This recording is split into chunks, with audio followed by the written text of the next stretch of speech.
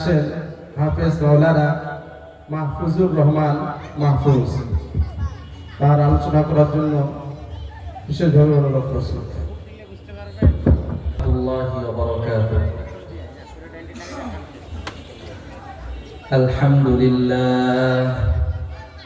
আলহামদুলিল্লাহ নাহমাদুহু ওয়া নাস্তাঈনুহু ওয়া নাস্তাগফিরুহ ওয়া নাউযু বিল্লাহি মিন শুরুরি আনফুসিনা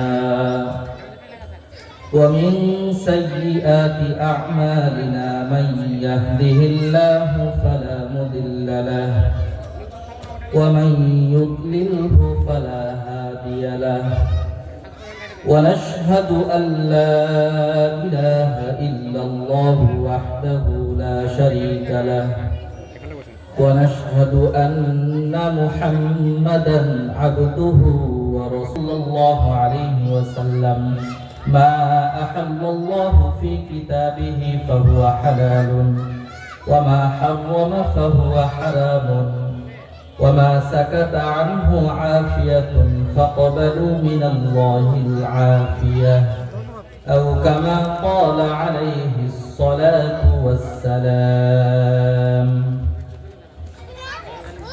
الله পাকের দরবারে লাখ কোটি শুকর। আল্লাহ জাল্লা শানহু আম্মা নাওয়ালুহু আমাদেরকে এক বিশাল আযিমুশ-শান মাহফিলে আসার এবং কিছু কুরআন ও হাদিসের আলোকে দিনী কথা শোনার তৌফিক দান করছেন, এই জন্য দিল থেকে শুকরিয়া আদায় করি আলহামদুলিল্লাহ। সময় খুবই মুখতাসার, এজন্য আমি কুরআন ও হাদিসের আলোকে কয়েকটি কথা বলবো, আমরা মনোযোগ সহকারে শোনার চেষ্টা করব। আল্লাহ তাআলা ইখলাসের সাথে বলা এবং কথা বলা শুনবার তৌফিক দান করুক, আমিন। আমি আপনাদের সম্মুখে কুরআন মাজিদ থেকে একটি আয়াত তেলাওয়াত করেছি এবং অসংখ্য হাদিস শরীফ থেকে একটি হাদিস তেলাওয়াত করেছি। এই একটি আয়াত এবং একটি হাদিসের আমি ব্যাখ্যা ইনশাআল্লাহ কুরআন ও হাদিসের আলোকেই করব।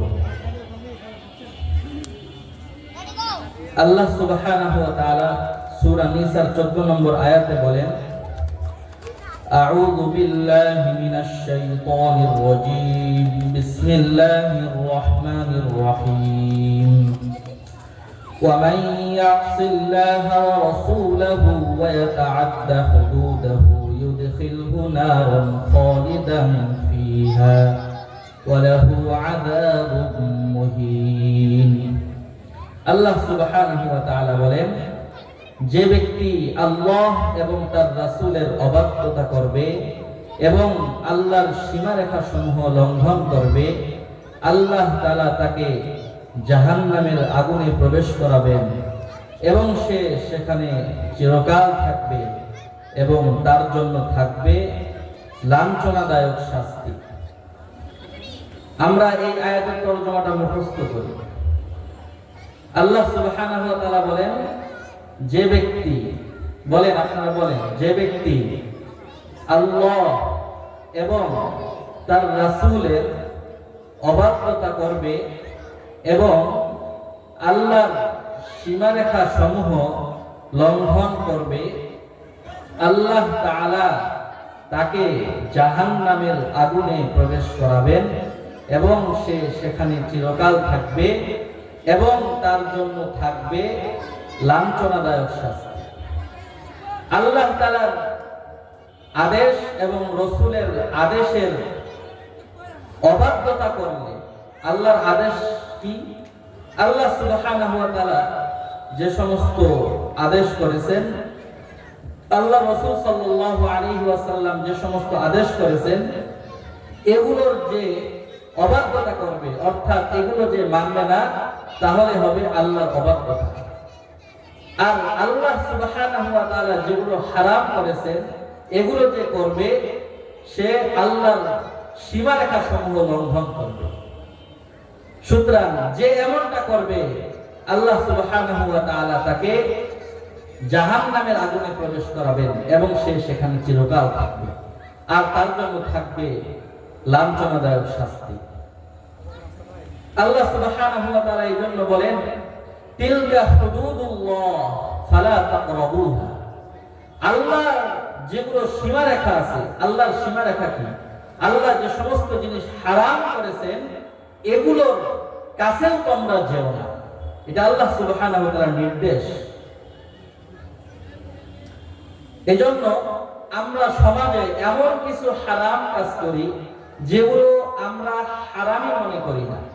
এমন সমাজে অনেক কাজ আছে আমরা কিছু জানি যেগুলো হারাম, এগুলো সকলেই জানি। তো আজকে আমি ইনশাআল্লাহ ওই সমস্ত হারামগুলোর আলোচনা করার চেষ্টা করব যেগুলো আমরা আজকাল কোনো হারামই মনে করতেছি না। তার মধ্যে একটা হলো গান বাজনা। এটা এমন হয়ে গেছে যে এর থেকে বাঁচাটাও আমাদের জন্য মুশকিল। কোরআন হাদিসে এর অসংখ্য ধমক আসছে, অথচ আমরা এর মধ্যে ভাইরাসের মতো আমরা এই গান বাজনার মধ্যে লিপ্ত। মোবাইল, কম্পিউটার, ল্যাপটপ সবগুলোর মধ্যে আজকে বাদ্যযন্ত্র। আমাদের ইহুদি খ্রিস্টানরা এভাবে মোবাইল, কম্পিউটার, ল্যাপটপ এগুলোকে এমন ভাবে তৈরি করছে যেন মুসলমানরা এগুলোর মধ্যে লিপ্ত হয়ে তাদের ঈমান নষ্ট হয়ে যায়। এজন্য আমাদের খুব সতর্কতার সাথে চলতে হবে। গান বাজনা এমন হয়ে গেছে যে আমরা দিনদার মহলের কিছু মানুষ যদি গান বাজনা শুনতে নাও চাই, তারপরেও আমাদের চলতে ফিরতে এরকম গান বাজনার আওয়াজ কানে প্রবেশ করে। এগুলো খুব সতর্কতার সাথে এই জন্য আমাদের চলাফেরা করা, আর নিজের ইচ্ছায় তো না শোনা, কারণ এগুলোর ধমক কুরআন ও হাদিসে অনেক। যেমন আল্লাহ সুবহানাহু ওয়া তাআলা বলেন, ওয়া মিনান নাসি মান ইয়াশতারি লাহওয়াল হাদিসি লিয়ুদিল্লা আন সাবিলিল্লাহি বিগাইরি ইলম। মানুষের মধ্যে কত এমন রয়েছে যারা অসার কথা অজ্ঞতাবশত, মূর্খতাবশত ক্রয় করে মানুষকে আল্লাহর রাস্তা থেকে বিচ্যুত করার জন্য। তাফসীর ইবনে কাসিরের মধ্যে আব্দুল্লাহ ইবনে মাসউদ রাদিয়াল্লাহু তাআলা আনহু বলেন, এই আয়াতের মধ্যে যে অসার কথা বলা হয়েছে এটা হলো গান বাজনা। আবু আমির আবু মালিক আল আশআরী রাদিয়াল্লাহু তাআলা আনহু থেকে বর্ণিত, আল্লাহর রাসূল সাল্লাল্লাহু আলাইহি ওয়াসাল্লাম বলেন, লা ইয়াকুনান্না মিন উম্মতি আকওয়ামুন ইস্তাহিল্লুনাল হিরা ওয়াল হারির ওয়াল খামরা ওয়াল মাআজিফ।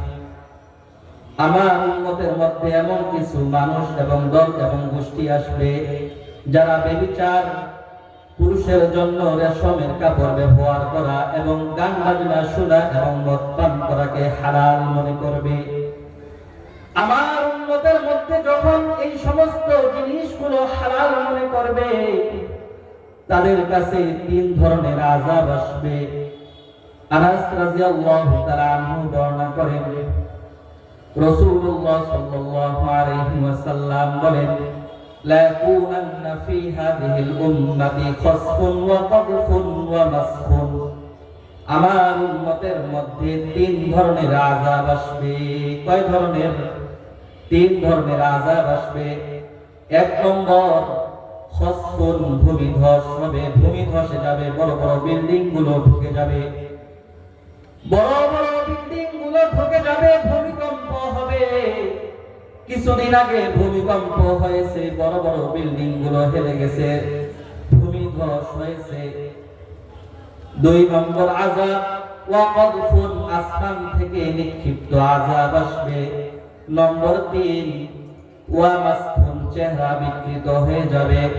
এই তিন ধরনের আযাব আসবে। ভূমিধস হবে, চেহারা বিকৃত হয়ে যাবে, আসমান থেকে নিক্ষিপ্ত আযাব আসবে। এই তিন ধরনের আযাব ওই সময় আসবে যখন আমার উম্মত তিন ধরনের গুনাহে লিপ্ত হবে। এক নম্বর, ইদা শারিবুল খুমুর, যখন তারা মদ পান করবে। দুই নম্বর, ওয়াত্তাখুরুল কায়নাত, গায়িকা রাখবে এবং গান বাজনা শুনবে। নম্বর তিন, ওয়াদরাবু বিল মাআজিফ, বাদ্যযন্ত্র বাজাবে। এই তিন ধরনের গুনাহ যখন আমার উম্মতের মধ্যে করবে, তখন তাদের উপরে এই তিন ধরনের আযাব আসবে। এজন্য আমাদের গান বাজনা থেকে বিরত থাকতে হবে। এটা গান বাজনা শোনা হারাম। আল্লাহ রাসূল সাল্লাল্লাহু আলাইহি সাল্লাম ধর্মগুলো বাজাতে নিষেধ করেছেন, বাঁশিকে বোকার কণ্ঠস্বর বলে আখ্যায়িত করেছেন। এজন্য গান বাজনা থেকে আমাদের বেঁচে থাকতে হবে। 2 নম্বর গুনাহ, আমরা যেটা দিনদার মহলেও বেঁচে থাকতে পারি না, কি তাবলীগ, আলেম ওলামা আর দাড়ি টুপিওয়ালা জুব্বা পরা সকলেই একটা পাপ আমরা অহরহ করতে থাকি, সেটার নাম হলো গীবত। সেটার নাম কি? গীবত। আল্লাহ সুবহানাহু ওয়া তাআলা বলেন, ওয়ালা ইয়াক্তাব বা'দুকুম বা'দা, তোমাদের কেউ যেন অন্য কারো গীবত না করে। আল্লাহ সুবহানাহু ওয়া তাআলা বলেন, আইয়ুহিব্বু আহাদুকুম আইয়াকুলা লাহমা আখিহি মাইতান ফাকারিহতুমুহ, তোমাদের কেউ কি পছন্দ করে তার মৃত ভাইয়ের গোশত খেতে? অর্থাৎ আল্লাহ সুবহানাহু ওয়া তাআলা এখানে গীবত করাকে মৃত ভাইয়ের গোশত খাওয়ার সাথে তুলনা করেছেন। আল্লাহ বলেন ফাকারিহতুমুহ, তোমরা তো নিজের মৃত ভাইয়ের গোশত খেতে অপছন্দ করো, ঠিক যেরকম ভাবে নিজের মৃত ভাইয়ের গোশত খেতে অপছন্দ করো, ঠিক সেরকম ভাবে গীবতকেও অপছন্দ করতে হবে। আমরা অনেকজন বলি, হুজুর আমি তো এমন কোনো কথা বলতেছি না যেটা বাস্তবে তার মধ্যে নাই, আমি তো সত্য কথাই বলতেছি, তাহলেও কি গীবত হবে? আল্লাহ রাসূল সাল্লাল্লাহু আলাইহি ওয়াসাল্লামের জবান থেকে শুনে নেন গীবত কাকে বলে। আল্লাহ রাসূল সাল্লাল্লাহু আলাইহি ওয়াসাল্লাম তার সাহাবাদেরকে বললেন, আতাদরুনা মাল গীবা, ও আমার সাহাবায়ে কেরাম, তোমরা কি জানো গীবত কাকে বলে? ক্বালু আল্লাহু ওয়া রাসূলুহু আ'লাম, সাহাবায়ে কেরাম বললেন, আল্লাহ এবং তার রাসূলই ভালো জানে। আল্লাহ রাসূল সাল্লাল্লাহু আলাইহি ওয়াসাল্লাম বললেন, যিকরুকা আখাকা বিমা ইয়াকরাহু, তোমার ভাই যে কথা শুনতে অপছন্দ করে এমন কথা বলার নামই হলো গীবত। সাহাবায়ে কেরাম জিজ্ঞাসা করলেন রাদিয়াল্লাহু তাআলা আনহুম, ইলা ফারাইতা ইন কানা ফি আখি মা আকুল, ইয়া রাসূলুল্লাহ, আমি যে কথা বলতেছি বাস্তবেই যদি আমার ভাইয়ের মধ্যে থাকে তাহলে কি এটা গীবত হবে? আল্লাহ রাসূল সাল্লাল্লাহু আলাইহি ওয়াসাল্লাম বলেন, ইন কানা ফীহি মা তাকুলু ফাকাদ ইগতাবতা, যদি বাস্তবে তোমার ভাইয়ের মধ্যে যে কথাটা তুমি বলতেছো এটা যদি বাস্তবে তোমার ভাইয়ের মধ্যে থাকে তাহলে তুমি তার গীবত করলে। ওয়া ইল্লাম ইয়াকুন ফীহি ফাকাদ বাহাত্তা, আর যদি সেটা তোমার ভাইয়ের মধ্যে না থাকে তাহলে তুমি তোমার ভাইয়ের গীবত তহমত দিলা।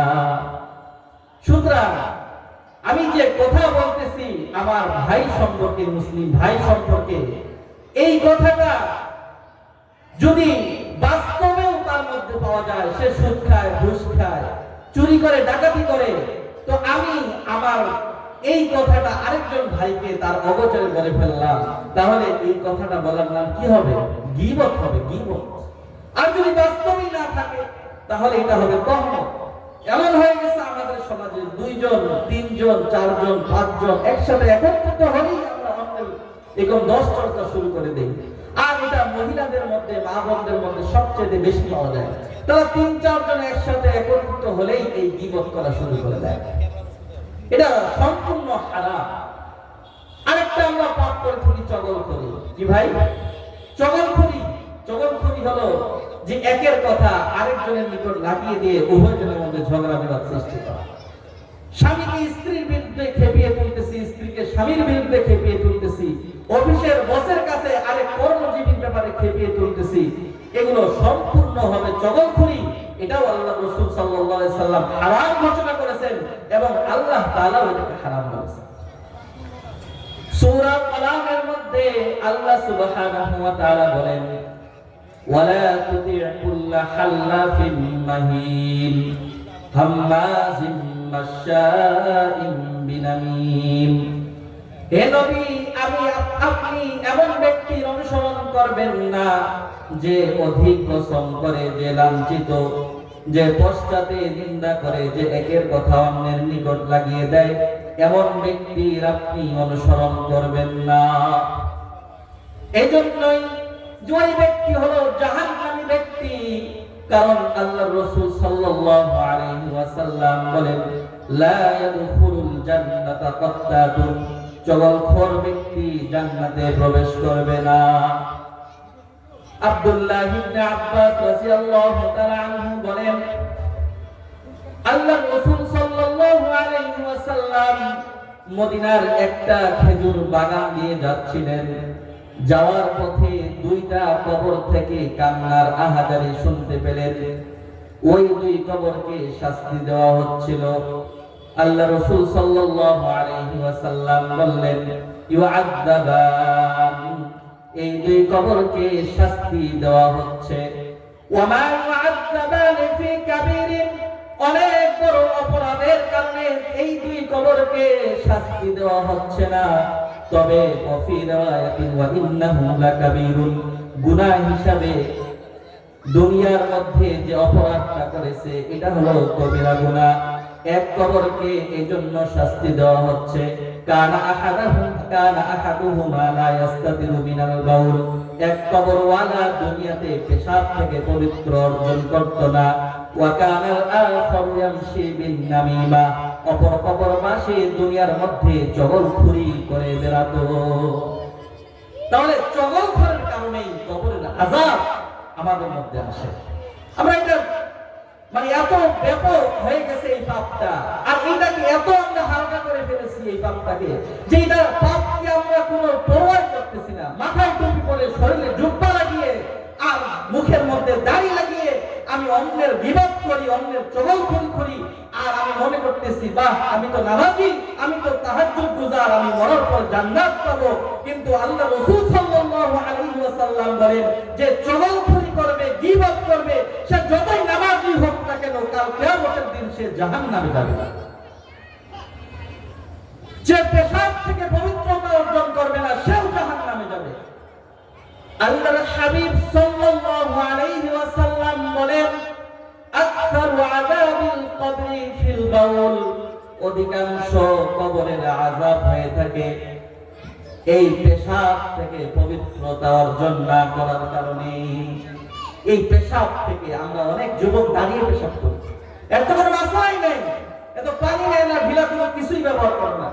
আর যারা আমরা নামাজি পেশাব করে পানি নেই, তাদের আরেকটি দোষ আছে, পেশাব পরিপূর্ণ শেষ না হতেই পেশাব শেষ সাথে সাথে আমরা উঠে ফেলি না। সাথে সাথে উঠলে তো আমরা 2-1 ফোঁটা পেশাব আপনার শরীরে লেগে থাকতে পারে, 2-1 ফোঁটা পেশাব আপনার আবার আসতে পারে।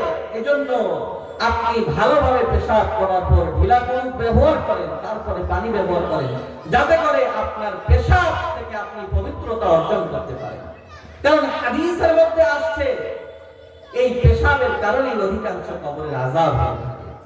এজন্য এই পাপ থেকে আমরা বেঁচে থাকব। আরেকটি পাপ আমরা করে থাকি যে অন্যের বাসাতে আমরা উকি দেই।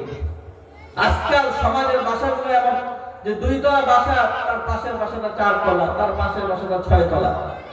তো দেখা যায় উপর ছাদওয়ালারা মাঝে মাঝে তাদের চোখের খেয়ানত করে, কে নিচে কাপড় নাড়ে দিচ্ছে শুকানোর জন্য, উপর তলার যুবক পুরুষরা নিচের নারীদেরকে দেখার চেষ্টা করে। আজকের সমাজে অহরহ হচ্ছে এগুলো ফিতনা, এগুলো সম্পূর্ণ হারাম। কারো জানলা দিয়ে উকি দেওয়া এটাও হারাম। কারো বাসায় যে আপনি প্রবেশ করবেন অনুমতি নিয়ে প্রবেশ করতে হবে, এটা আল্লাহ সুবহানাহু ওয়া তাআলার নির্দেশ। আল্লাহ সুবহানাহু ওয়া তাআলা বলেন, ইয়া আইয়ুহাল্লাযীনা আমানু লা তাদখুলু বুয়ুতান গায়রা বুয়ুতিকুম হাত্তা তাস্তানিসু ওয়া তুসাল্লিমু আলা আহলিহা।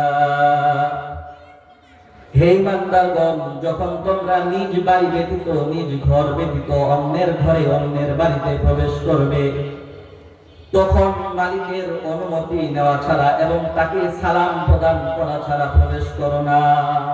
কেন? আপনি অন্যের বাসায়, অন্যের ঘরে প্রবেশ করবেন, এখন ঘরের মধ্যে নারীরা আছে, মেয়েরা আছে, মহিলারা আছে, তারা কোন অবস্থায় আছে জানা তো নাই। আপনি তো গায়েব জানেন না, আমি তো গায়েব জানি না। এই জন্য যদি কারো বাসায় প্রবেশ করতে হয়, আগে অনুমতি নেন, আগে সালাম দেন। এটা আল্লাহ সুবহানাহু ওয়া তাআলার নির্দেশ, যাতে করে চোখের খেয়ানত না হয়, এই চোখ দ্বারা অন্য নারীর যেন সতর না দেখে। এজন্য আল্লাহ রাসূল সাল্লাল্লাহু আলাইহি সাল্লাম বলেন, ইন্নামা জুইলাল ইস্তিযানু মিন আজলিল বাসর।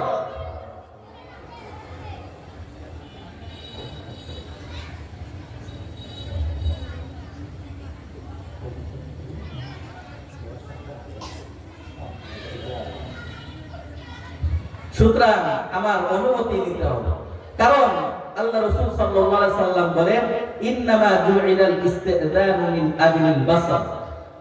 এই দৃষ্টিপাতের কারণেই অনুমতির ব্যবস্থা দেওয়া হয়েছে।